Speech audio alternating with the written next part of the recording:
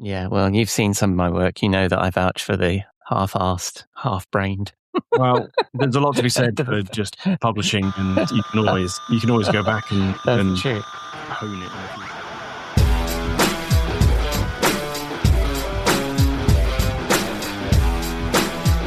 Hello and welcome to episode 332 of the Rockstar CMO effing marketing podcast, a proud member of the Marketing Podcast Network. It's Saturday, the 25th of July. I'm your host, Ian Truscott. I'm not a rock star, but I am a full-time B2B CMO, and I hope you're well and staying as sane as you feel you need to be. The intention with this podcast is to inspire your inner marketing rockstar. And for this week's dose of marketing street knowledge, I have a splendid guest and a friend of the show, principal consultant at Accenture Song, Simon Daniels, who brings some splendid research from his firm. Before I retire to our virtual bar, the Rose and Rockstar, as I pick Robert Rose's marketing brain over a cocktail. But first, we need to pay the bar tab. I'll be back in a minute. We'll be right back. We'll be right back. After this word. A burst pipe, a dead water heater, the AC calling it quits. Who do you call? HomeServe is an easy way to handle unexpected home repairs with plans covering stuff basic homeowners insurance usually won't. Instead of scrambling for a contractor, you make one call to get the repair process started. Join the millions of customers who trust HomeServe right now. Go to homeserve.com/podcast for 50% less your first year. That's homeserve.com/podcast. Savings compared to renewal price. Void in Florida.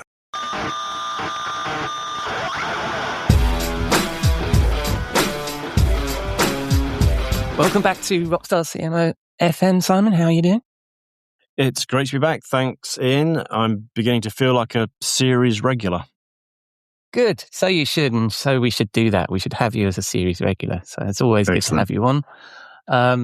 And of course, you're at Accenture Song, and I think last time you were on, it's been a little while. I think you'd only been there a quarter or so. So, and it's almost a year now. How's it going? Yeah, very well. It's actually 3 quarters if you want to be really super accurate, but let's call it nearly a year. Yeah, going very well. I consider myself a fully fledged reinventor now, as we like to call ourselves, and getting involved in a variety of projects. And one of the great things about Accenture Song is that while we're very much operational and the heritage of the business that I came into Accenture via through the acquisition is very kind of hands-on and getting stuff done. Clearly, as Accenture, we like to go upscale as well and get strategic and really start thinking about how we can make an impact and have a sort of transformative impact on the clients we're working with. And it's great to be able to do that. So that's a lot of fun. And so that means an increasing focus on growth and driving growth for clients. That's kind of our mantra, if you like. And all that said, it's a big place. There's lots to navigate, and three quarters in, I'm still trying to get my favorite app installed on my laptop. So that's my side hustle. Well, I won't ask you what that is, but what's the other thing is, I think you posted the other day that Accenture Song isn't just for the big guys now, is it? You sort of do mid-market companies and all sorts of a whole range of clients now, don't you? That's right. Yeah. I mean, that's more broadly across Accenture. We've recognized that we've got something to offer to what you might somewhat amusingly think of as smaller businesses, which we define as $300 million in revenue up to $3 billion. Whereas classically, we would be in the sort of billions of dollars revenue, Fortune 500 type organizations. But we're crafting an offering which goes a bit downscale. I think it's probably fair to say that, Song probably operates on a slightly wider range. Although even then, as I say, one of the exciting things is just the brands we work with and the kind of the pitch that we're on and the opportunity that affords us to really have an impact. Yeah, well, that's been one of the advantages of being a company like that is one of the things we're going to talk about today, because I think one of the splendid things about being a big firm, and it's probably similar to when you were at Forrester, is it's great having all these ideas and thinking about B2B, but what you've got the resources to do, and you've got access to great research. And in this episode, I wanted to chat about some of the research that you've done, and you've arrived today clutching. I'm going to make the listener think you were clutching something. Clearly not. It's virtual. Clutching the results of the Accenture Song Client Buying Index 2026, which I've seen bubbling up on LinkedIn a lot because it was shared at your recent Rethink event. So you and your colleagues and some of the people at that event have been talking about this. So I thought we'd focus on this study and also so let's start with that. Who have you been talking to? What's this study about? How does it all work? That's right. As you say, we're not a research firm or an analyst firm. Nonetheless, we do quite a bit of research across the entire business in the different sectors and practices and so on, so that we have an idea for what's going on in the market and we can share that with our clients and so on. And it's very much orientated around being able to provide and deliver that insight. And so the client buying index is a kind of successor study to something that Momentum ABM used to do, the company that Accenture Song acquired. And so it's building on that, although we've changed the design of the survey quite substantially. So this time around, we've spoken to 1,000 plus go-to-market leaders and comprising a good 70+%, nearly 80% of decision makers and influencers within those businesses. We've conducted it on a worldwide basis, weighted towards North America and Europe, and a fairly wide sector span. So tech and financial services, which is probably about 2/3 of the sample, but also resources and other business-to-business marketers. So it's quite wide-ranging, and I think that actually has some interesting impacts on one or two of the results that we can maybe get into. And so it gives us a good basis for the insight that it gives us. Yeah, no, I think I missed a bit on the intro. I mean, although it's called Accenture Song Client Buying Index 2020, it's actually focused on B2B, correct? It is, yeah, absolutely. So it's a good chunk of people that you talk. So it's a good chunk of people you spoke to, and as is the editorial policy of the show, we're going to pull 5 effing things from this report. I say you're very much the expert in the chair this week. So you're pulling 5 effing things from this research because I haven't got the research. So what's the first effing thing we should be paying attention to, Simon? That's right. Yes. Well, I've chosen 5, and so I'll regale you with those. So the first finding is that nearly half of those B2B buyers that we spoke to are making the purchases that they're undertaking to drive revenue or enter new markets, gain competitive advantage. In other words, they're going for growth, that kind of word and objective again.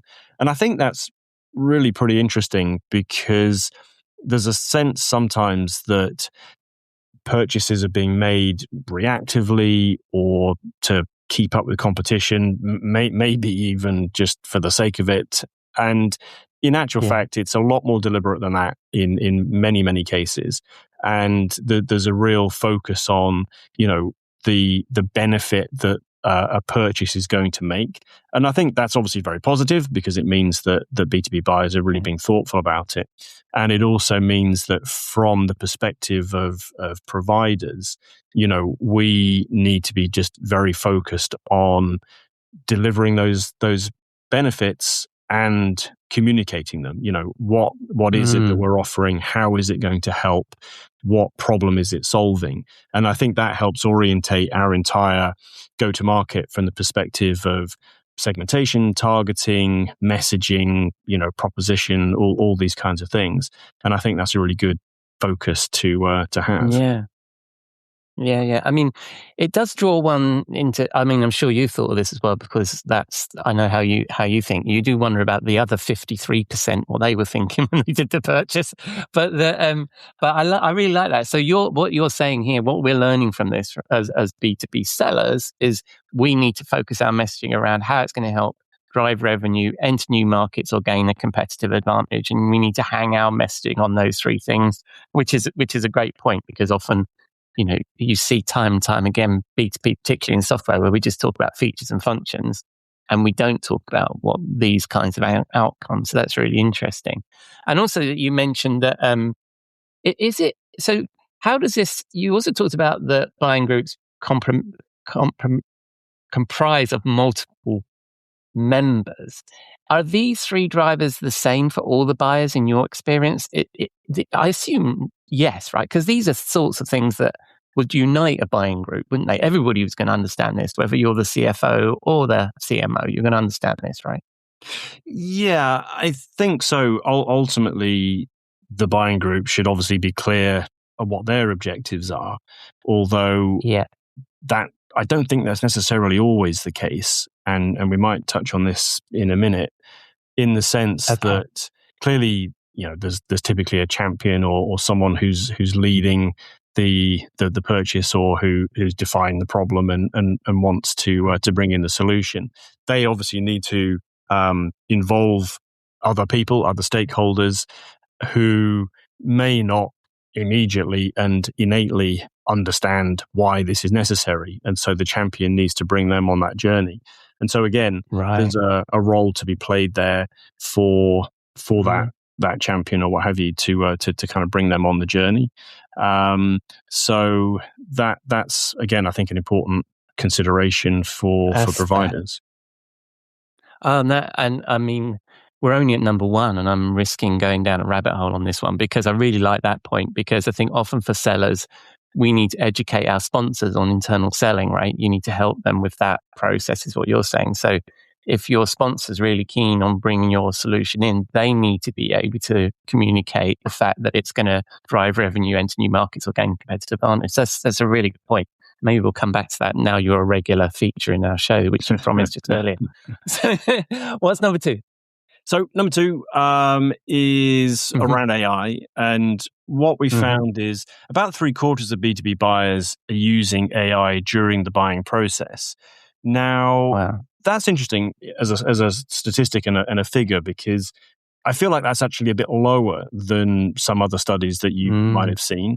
And what that points to, for me, going back to what I was saying, is the breadth of this study in terms of certainly the sectors that we're speaking to, maybe even geographically. And it points to the fact that it's easy to get caught up in the AI bubble and think that, everybody is spending their lives in their chatbot of choice and running their businesses on AI. And in actual fact, that's not the case. And there was actually a really interesting piece in the FT very recently speaking to exactly that and showing that the overall adoption of AI across the economy is much, much lower than you might think. And so I think, that speaks to this, which doesn't detract from the fact that it's still 3/4. And we very much need to be, trimming for, that's probably an understatement. We need to be orientating towards AI being involved in the purchase decision. The good news, I suppose, is that we've got a bit more time to get ready for that, recognizing at the same time that probably the buyers that are in the vanguard, the ones that are striving for growth. And by the way, in saying that half are looking for growth, another third are looking to optimize their businesses. So it's not like the rest are kind of doing it for the sake of it. Nevertheless, we obviously need to be on the front foot with those more sophisticated buyers. So that's a clear message there. And the way we've been, sorry, no, go ahead. Carry on. The way we've been talking about the AI buyer is this almost like an additional person around the table, right? It's another, and so I think to your point, that 77%, if you're talking a buying group, at least one of them probably is using AI to help them make the decision. But also, I think it's not just. I mean, I've seen AI suggest vendors to me for various things. So that is directly happening. But it also changes the way you think about solving the problems, which I think is, when we get into talking about, content marketing and stuff, that's the sort of thing we also need to educate the LLMs on, isn't it? Is our way of thinking. So. Yeah, absolutely. I mean, we found that 2/3 of buyers have actually changed their view or dug further into something based on AI output. So really, just as you say, a member of the buying group is doing their background and due diligence, and what they've discovered is that a different vendor solution has come up, or some suggestion has been made that perhaps hadn't previously been in view, and all of a sudden things change, and that could be that you're now in consideration. It could be you're not. It could be there's a new competitor under consideration, and you need to be taking all of this into account. So yeah, absolutely, that AI should be considered a member of the buying group, and we as brands and providers need to be showing up so that we're getting that early consideration. Yeah, absolutely. And it's also, I mean, another little rabbit hole on this one is that I saw a study the other day that was talking about how buyers had started considering building it themselves through vibe coding, and what proportion. And the smaller the organization you go to, the larger that proportion is. So that competitor always creeps in, doesn't it, of build it yourself once people start using AI. So I think that's an interesting thing. See if that kind of percolates up into your research at some point. Yeah, that's an interesting point. I don't know that we've covered it, and that would be interesting. That would be something interesting to build in.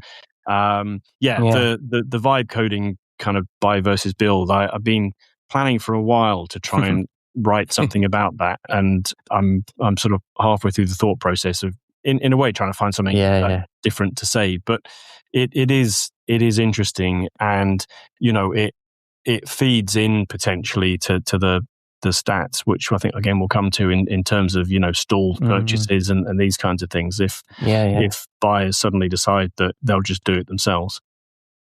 Yeah, no, I think a piece from you on that would be great. There is a lot being written about that, and simplifying it as a build versus buy, and I think it is something people should experiment with. I've done a lot of experiments myself, and you can see the limitations, but you can also see what should be done. But again, I'm digressing. We need to get back to this report. So what's number 3? Number 3, and this touches back on a point that we were kind of getting to a little earlier.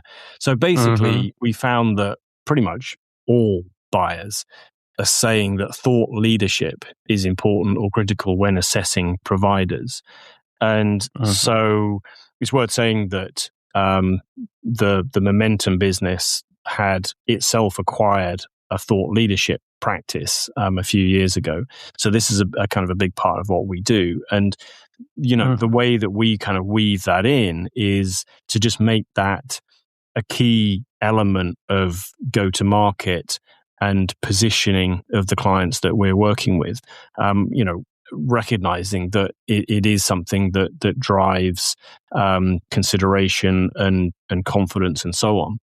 What we're now seeing, though, is that thought leadership is not merely about kind of brand persona or just looking good in simple terms. What we found was that 80% of the survey respondents said that and this is the point that we were touching on, is that it helps bring the buying group together and bring those stakeholders together. So if you're a champion and you're leading the purchase of a solution to address a business issue, and you're bringing in, whoever it might be, executives, IT people, procurement, and so on, and you need to educate them as to the problem and the solution and why you want to do this. That thought leadership has a role to play there, and so that's a key dynamic within the buying group, if you like. And we always talk about that from a content marketing perspective, and I think it's faded a little bit in terms of importance because everybody's got carried away with talking about AI and AI SDRs and all this kind of stuff. But this longer term brand and helpfulness that you need to build, right, with thought leadership is still a focus. And it's interesting. I mean, these are very high numbers, isn't it? 96% of buyers and 80% said that it helped multiple stakeholders to align. So it's it's a big piece of the process. Yeah, absolutely. And I think thought leadership, as you say, it's almost a little bit like, ABM. And I know, we were contemplating having a chat about that. And it's, again, it's the difference between true ABM and ABM as practiced and true thought leadership and, people's understanding of it. And, one thing's for sure, true thought leadership is an investment, and not a trivial thing. And yet, if you make that investment and establish a true thought leadership position, then, it can be incredibly beneficial.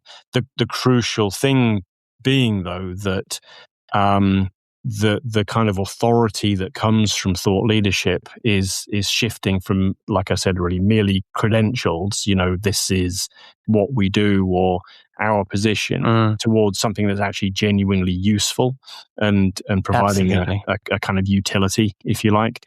I hesitate to say it, but merely licensing a analyst report is not necessarily good enough unless that report really, delivers on a particular requirement that the buyer has.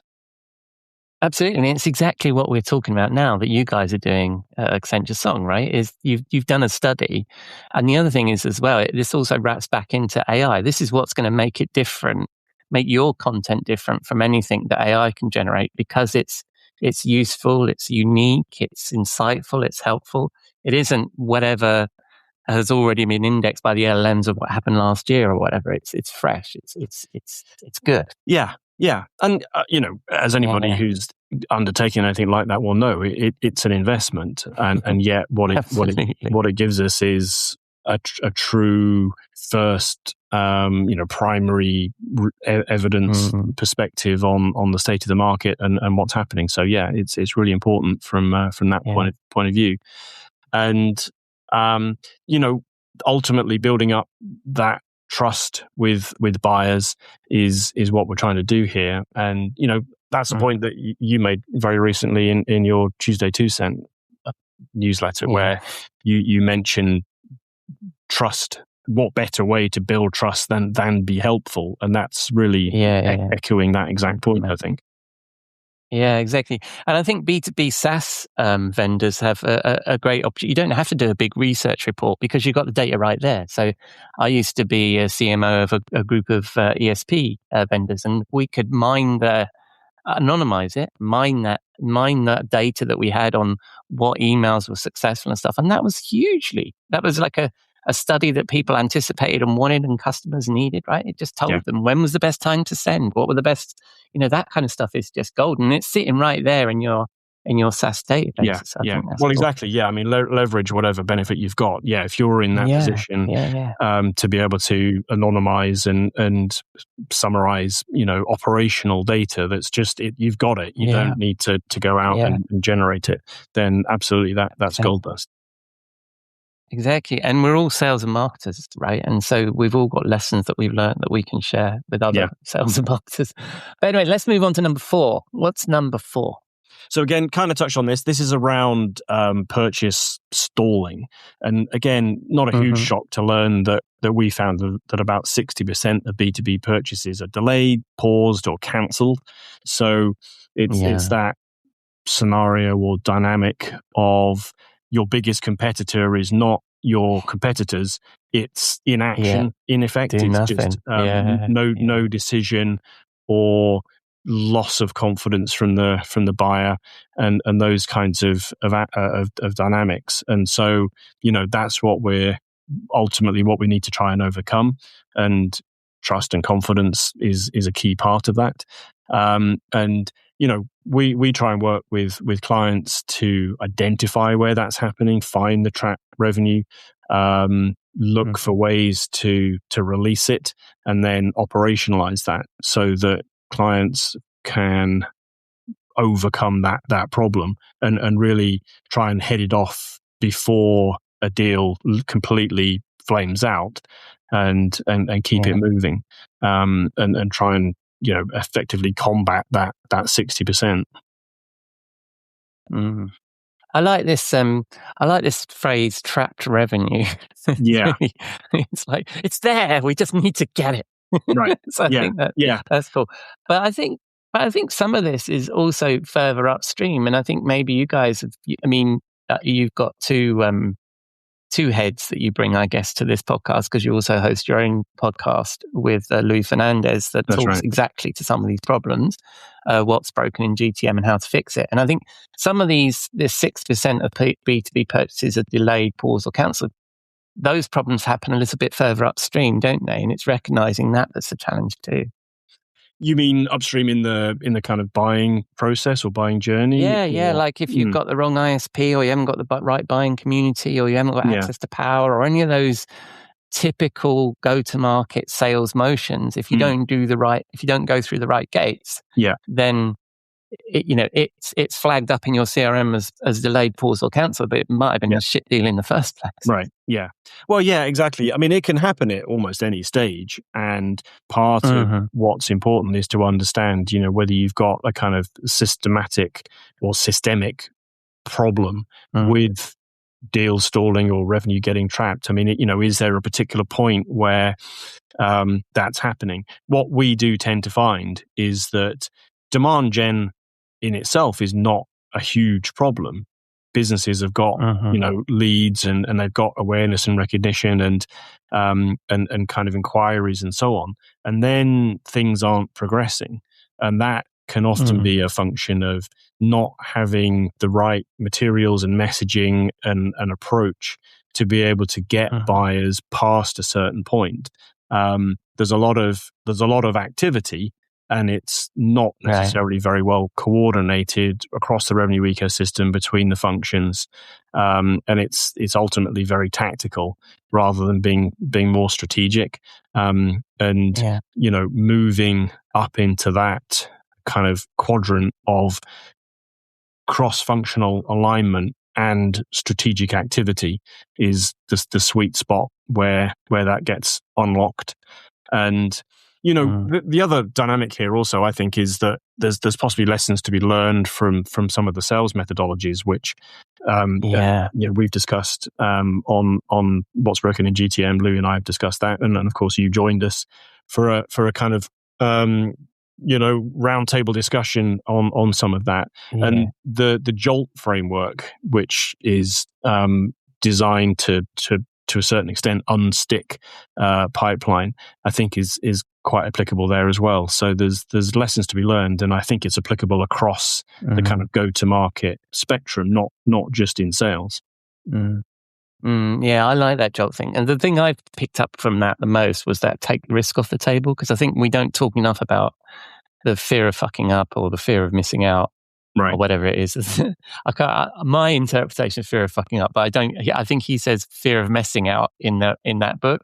Yeah. But I think, so I think that we need to anticipate some of these challenges that are coming, as you say, before it's delayed, paused, or cancelled. Right? Is that some of that is based on fear, and we forget that. And pushing harder is just going to make that fear. Is it going to create more resistance, isn't it? And you think that you've got to take that risk off the table. So I think it's interesting. Yeah, but well, some of these purchase decisions can be career defining. So exactly, one way or another. Yeah, you need to give people the confidence that they're doing the right thing. Otherwise, it's easier to do nothing, and find another way perhaps that's less risky.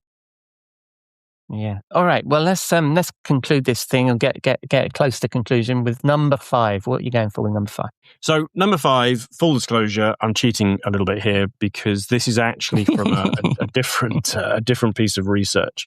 To your point, we conduct a range of different studies and so on. So this is from our generating impact research that we conducted in the spring. And what this found, again, on the AI track, is that there's been something like a 3-fold jump in daily AI use across the businesses that we surveyed over the last 18 months. Yet nearly half of business leadership, executives, and so on are saying that it's having no positive impact on profit and loss so far. So that's obviously a real disconnect between usage and the actual results that are coming out of that. And I think what that's basically telling us is that organizations are over focused on using AI, which is ultimately a growth technology, or at least has the potential to be, as a cost-cutting measure, even productivity, and adopting that kind of mindset rather than a more transformational approach. And ultimately, we need to be thinking not how can we do what we're doing better. We need to be thinking what can we do that we couldn't do before, and that's what's going to make the difference. I think that's and this is a great topic, and this could be a topic for a whole show for us, I think, because I'm hearing that study from a number of different sources about the ROI and the P&L impact on daily AI use. But the AI use is creating different benefits. It's actually, and in some cases, and a lot of people I've spoken to, including when I talk to myself, is actually slows you down because you're creating content, and now you've got this resource that can give you so much better research when you're doing your writing. And I've heard this from several writers. It actually slows them down because obviously you're doing the writing. I mean, anybody who's outsourcing their writing to AI, that's just going to create slop. But if you're outsourcing your research, suddenly you've got a whole number of different ideas that you can explore. And now you've got to kind of rationalize that down and spend time doing that. So this is really interesting. And I think this is like that Gartner hype cycle, isn't it? It's like we went to the peak of inflated expectations, and now it seems that people aren't seeing that P&L expectation. I wonder if we're coming down to the slope of disillusionment before we move on to it just being part of our day to day and nothing really changed very much.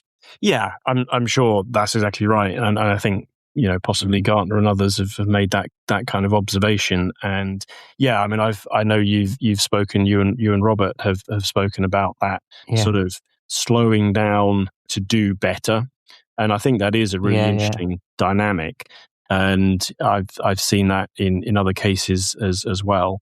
Or maybe it frees up time to do the more interesting research or thinking and so on. And I know, speaking for myself, I'll sometimes sit down and think I could bash something out, or I could start from first principles, with the chatbot and say, okay, this is what I'm trying to do, and this is what I've got. I mean, to be honest with you, that buy versus build, I've kind of done that. I've fed in a load of perspectives and got results back, and now I'm looking at it and thinking, okay, what do I do with that? Whereas in the time, I could probably have bashed out some, half-brained thought on the topic, and it remains to be seen, which ends up with the best result. It will almost certainly have taken longer, though. Yeah, well, you've seen some of my work. You know that I vouch for the half-assed, half-brained. Well, there's a lot to be said for just publishing, and you can always go back and hone it in the future. That's true. Well, Simon, mate, I'm conscious of your time because I know that you're effing busy now that you're with Accenture Song. So thank you very much for coming on the show. I'll just do a quick conclusion. So your 5 points were we've got to overcome these purchasing objectives. Sorry, we've got to address the purchasing objectives, how AI is being used in the process, the importance of thought leadership. Purchases are stalling, and we've got to kind of recognize why that might be. And then there's that whole big topic of AI use versus the benefits. And perhaps people aren't seeing the P&L benefits, although they are seeing the productivity benefits. So where can people find, now it's a couple of studies you referred to there, where can people find more about this stuff? Well, so the main study that we've been talking about, the client buying index, is really hot off the press. And as you said, we spoke about it at our recent event. We don't have anything published per se.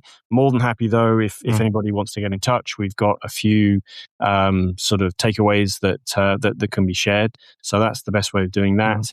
And if you kind of, follow me on LinkedIn, then I'll be sharing some more aspects of it over time as well.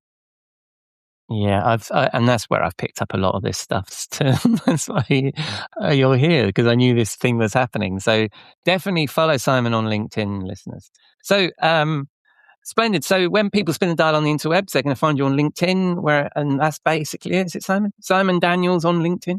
That's right. Yeah, I'm all in on LinkedIn, and so that's the place to go. Try and share some of these nuggets of insight and other thoughts and bits and pieces. So that is the place. Yeah. And you've got your podcast, which we mentioned already, which is What's Broken in GTM and How to Fix It. And that's also available on LinkedIn, I believe, and all good podcast purveyors, platforms. All right, mate. Well, as you've now committed to being a regular on the show, I will see you again soon. So we'll get your schedule back and we'll explore some of these little rabbit holes that we've been going down in the show today. Thanks, mate. Look forward to it. Thanks, Ian. Thank you, Simon. Loads of great research there. However, as we mentioned, it's not something they've released in one paper, so I can't really link you to somewhere to go in the show notes. So best to follow Simon or Accenture Song, and then they'll share the good stuff and you'll see it come through. Right, time to wind down in our virtual bar, the Rose and Rockstar, and join Robert Rose, chief troublemaker at SeventhBear, as I pick his brains over a classic cocktail.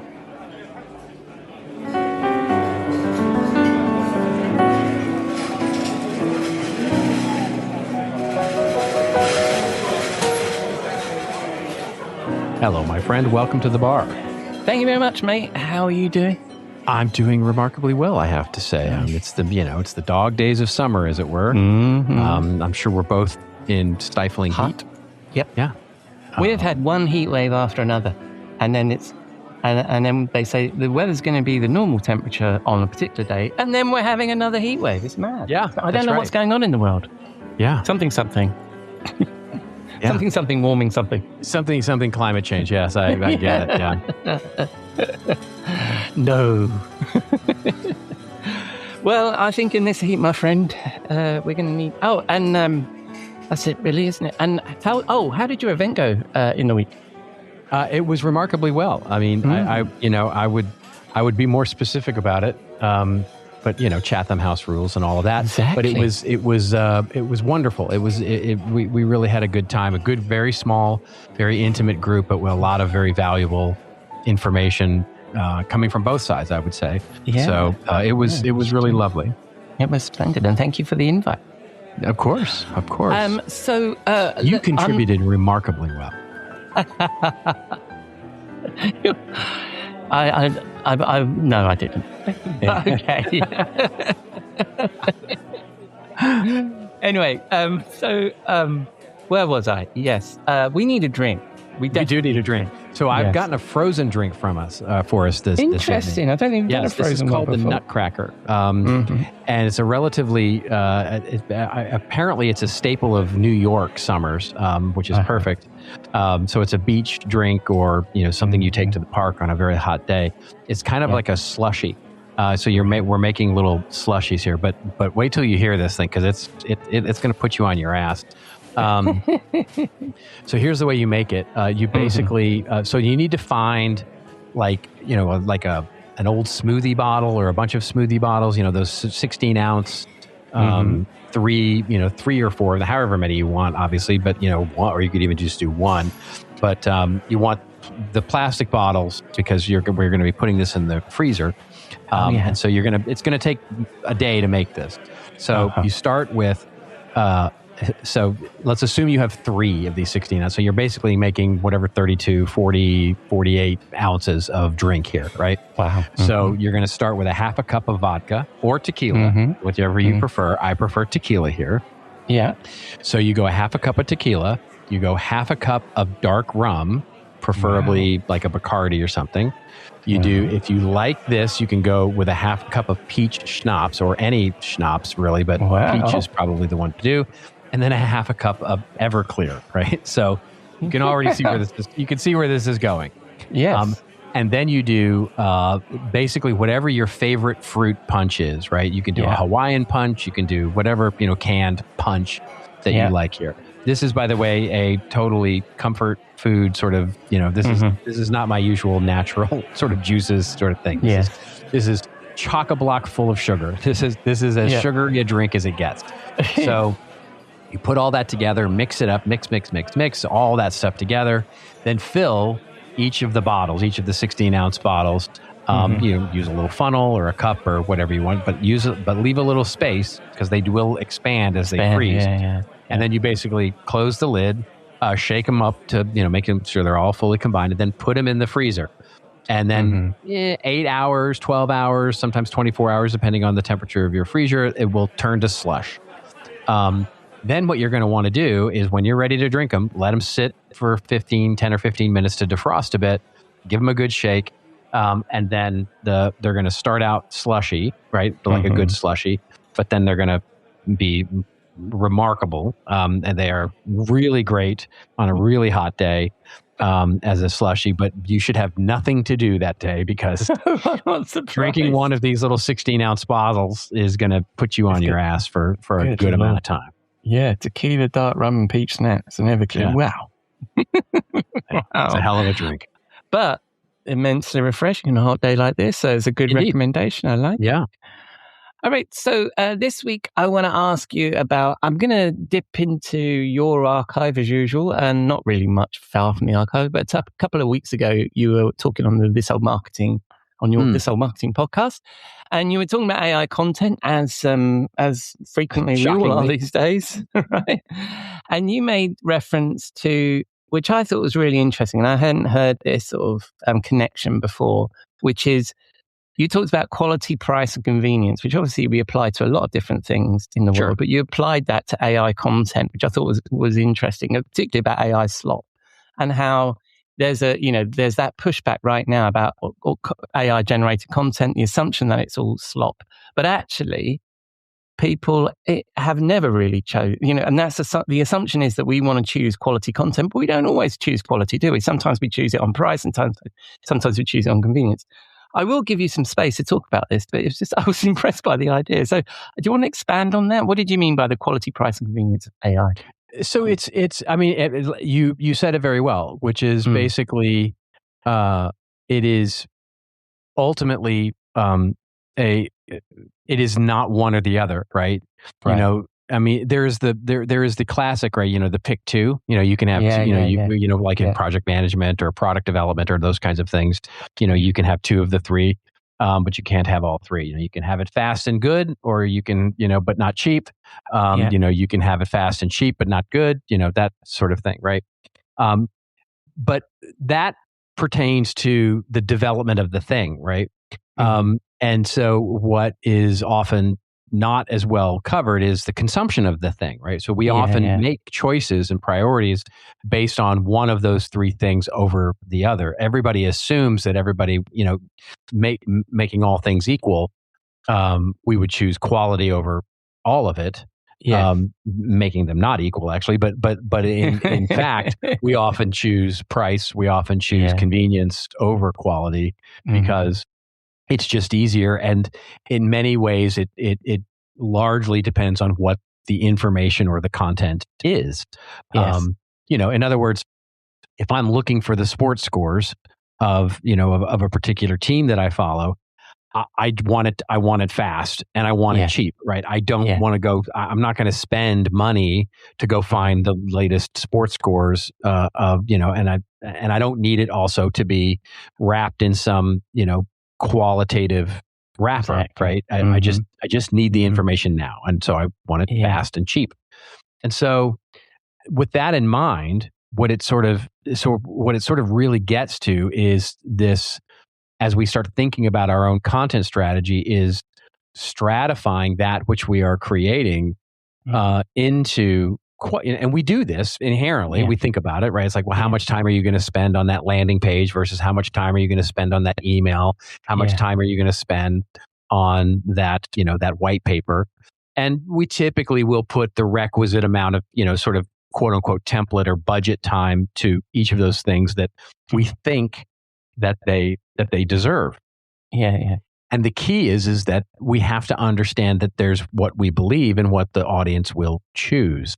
And so in so many ways, what the ultimate sort of insight is that when it comes to AI, what we are grading as those that are inside baseball, right? Those that have produced this content in many ways might be considered quote unquote slop, but might actually do the job. Might actually do the job that it needs to get done. And it's, if you sort of take that to its ultimate end, the use of AI doesn't matter anymore, right? Whether or not it's AI or not, it's whether it does the job to be done that needs to be done by the audience when it needs to be done. Yeah. And we've talked about that, haven't we? About whether anybody actually cares that something was AI generated. So if there's a quick synopsis of a sports game, like you were saying, underneath the score, that'll give you whatever it is that you needed for that moment. It's facts, right? It's just these three guys scored, the goals were scored in this order, and this is the team that won. That's all you need to know. That doesn't need to be written by a human being, as you say, right? And that's a very simple example, isn't it? But one of the other things I've also noticed is when you work with the LLMs, and I know you've done a lot of experimentation with the different LLMs in choosing which one you were going to use. And I find that ChatGPT, when you ask it questions, it goes full on verbose and it comes up with all these options and what you should be doing. And yet, I find Claude is much more succinct. It's interesting that I know I've wandered off topic a little bit here, but that sort of quality and convenience thing and the amount that they're producing is different between the LLMs too. Well, did you notice so? Yeah, I mean, I think that's generally true. I think what you're suggesting there is that some of the LLMs are better at some things than others, right? Yeah. And I find, interestingly enough, I have found the newest version, the Fable 5 version of Claude, to be a better writer than the previous version. The previous versions were interesting for a while, but then they seem to sort of over time degrade to the ChatGPT is always the worst for me, right? In terms of quality of writing. Right. And any of them you can press into being better, right? If as a friend of mine always says, right, if you don't like, you have to learn how to complain with AI. Yeah. And if you complain to AI, it will refine that. It will refine you. So it's, in terms of, it's always, if you sort of look at it through the lens of, it's always independent of the model, independent of the frontier model, independent of the company, basically, the first iteration based on your prompt, whatever it is always going to be the most probable, right? Yeah. And so what you're then doing is you're then pressing for something that, you're having it look for anomalies, and then it's going to, look for the most probable of that. And so what you're really doing is helping it refine its own probability engine into things that aren't probable.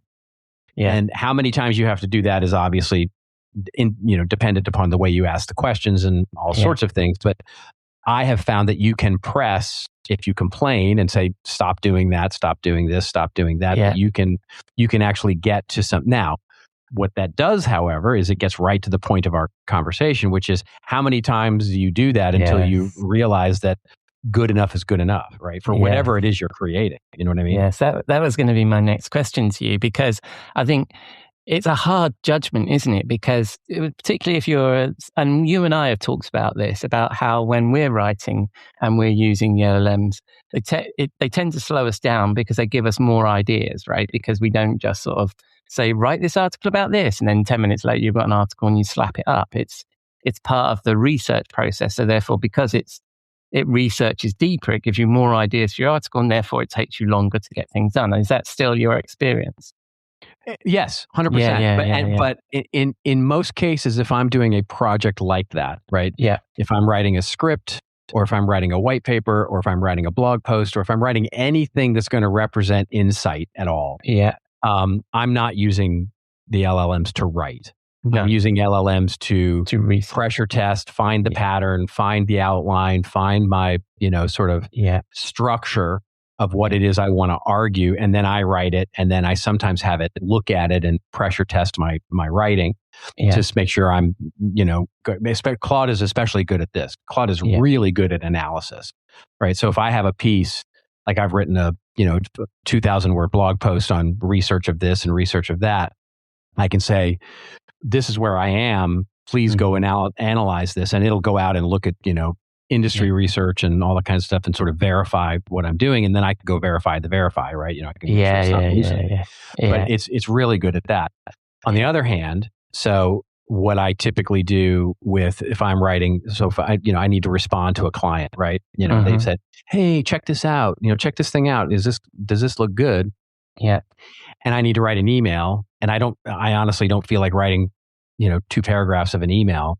I'll just say, hey, here's my thing. Here's what, because it knows me now. My LLM knows me. And I'll have it crank out an email response, edit it slightly just to take out something or, make sure it's completely relevant or in my tone of voice. But I'm using it. That's good enough is good enough there. As long as I've communicated my approval or disapproval back, then I'm done, right? It's just words at that point, right? Nothing's going to live, nothing's going to live in a pull quote, right? That's that good enough is good enough. Yeah, and that brings us neatly back to the original premise of this conversation, right? Is that we now need to make these decisions about quality, price, convenience, because, talking about that writing process that I was going through, you can iterate and research. At what point are you just gilding the lily at this point? So this comes to that quality and price point, isn't it? You're burning tokens, but really the quality of that piece isn't really moving that much further forward. And how much quality does the reader actually need from that? And I think that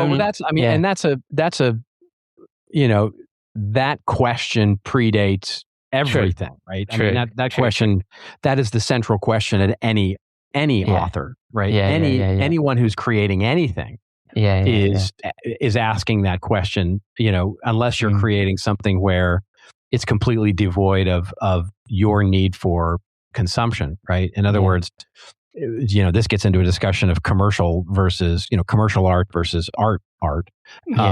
So it's like the artist who's creating a sculpture or creating a poem or creating a song often doesn't give a shit, right? Whether or not it's a hit song or whether anybody cares about it. They care about it. It's what they want to say, and therefore that's what they're going to say. So they don't make that calculation. But everybody else who's looking for commercial sort of success makes that calculation regardless of the tool that they use to get there.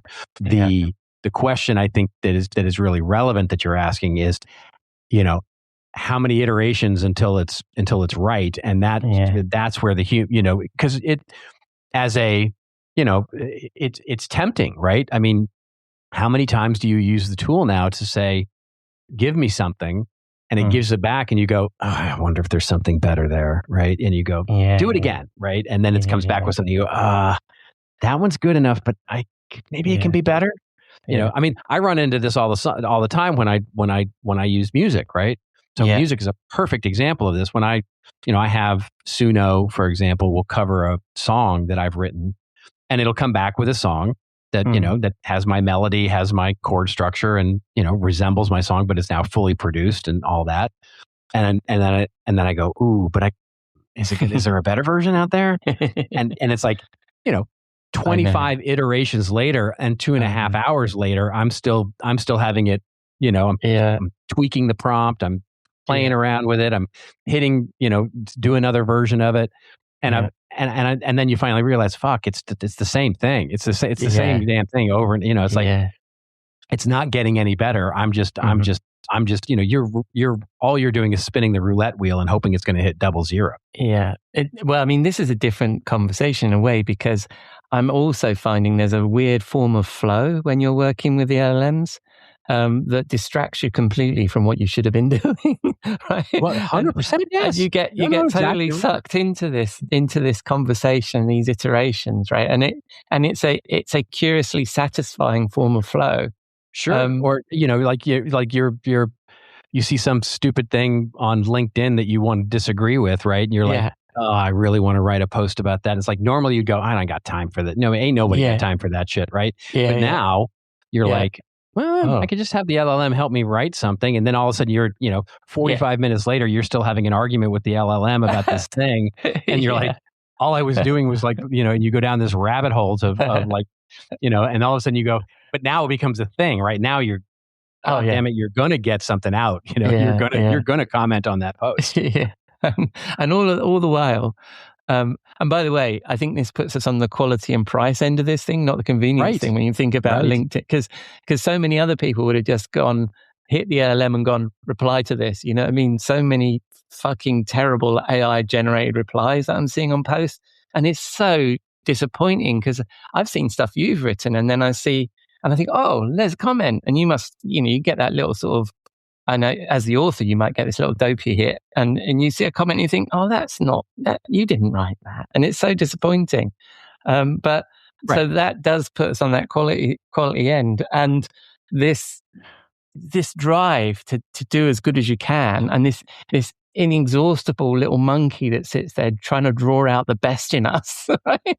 Let's do better.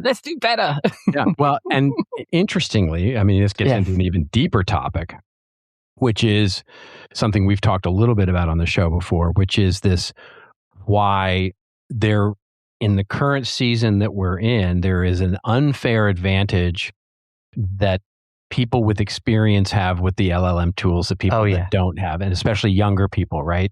Yeah. Because the people with experience can know when to stop. And know when to press, right? When to get something more and deeper and better, because you've got the experience to recognize what good looks like. Yeah. The younger people or sort of more inexperienced people don't have that. So they're either in sort of continuing iteration till they figure out, they go into that rabbit hole and don't come out for a while, or they trust the very first thing, right? Yeah.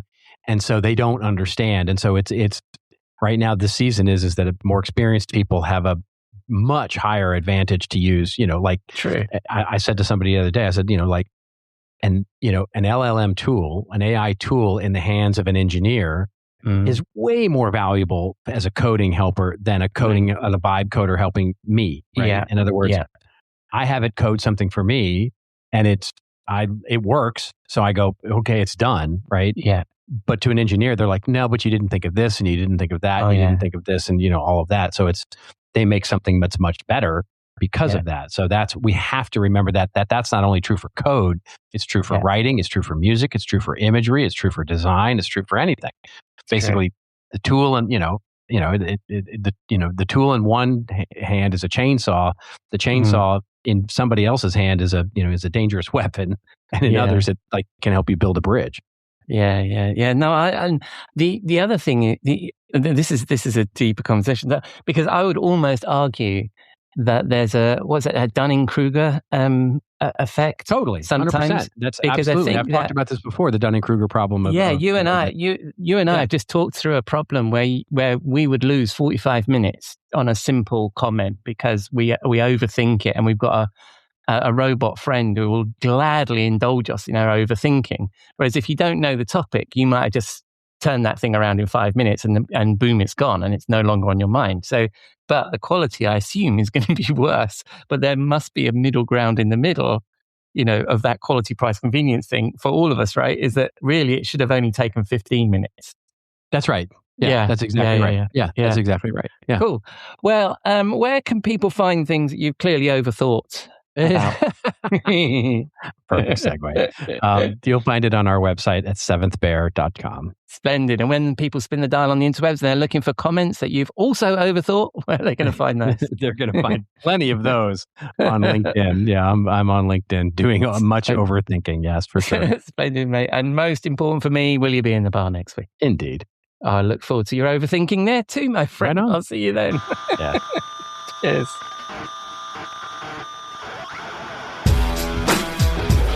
Thank you, Robert. I love this idea of quality, price, or convenience when it comes to synthetic generated content or even development. Sometimes your content consumer just wants cheap and convenient when we assume they want quality. Anyway, that's a wrap on episode 332 of the Rockstar CMO Effing Marketing Podcast. Thanks to Simon and Robert, but most of all, thank you for putting a dime into your podcasting jukebox, selecting our track, and jiving along with us. I've been your host, Ian Truscott, and you can find links to our little band and the articles we discussed in the show notes, along with links to our blog, newsletter, and all of our previous episodes at rockstarcmo.com. Next week, I'll be chatting with Jeff, inspired by another article from Matt Hines. Robert will be in the bar, as he said, and I'll leave you with this quote, attributed to Benjamin Franklin. The bitterness of poor quality remains long after the sweetness of low price is forgotten.